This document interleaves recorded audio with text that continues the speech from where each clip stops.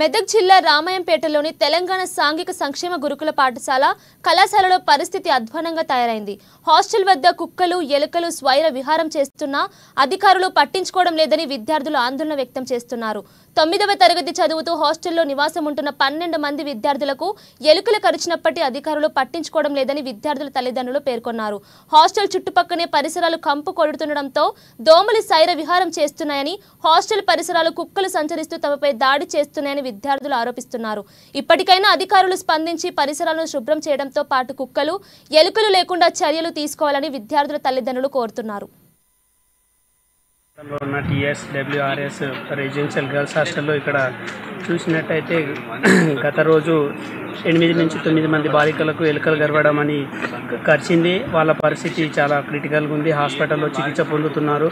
ఇక్కడ లోపల వెళ్ళి చూస్తే క్లీనింగ్ కానీ, అక్కడ బాత్రూమ్లు కానీ ఏవి కానీ సరిగా లేవు.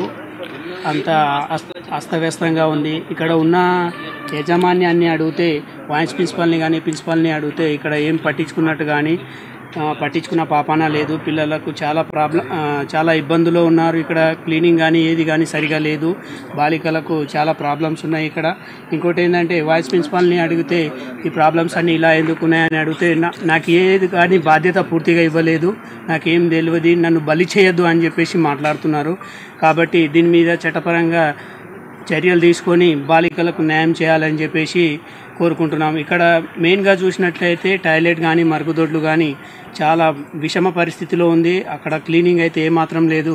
పేట పట్టణంలో రెసిడెన్షియల్ స్కూల్ గర్ల్స్ స్కూల్ ప్రాంతంలో ఉన్నాము.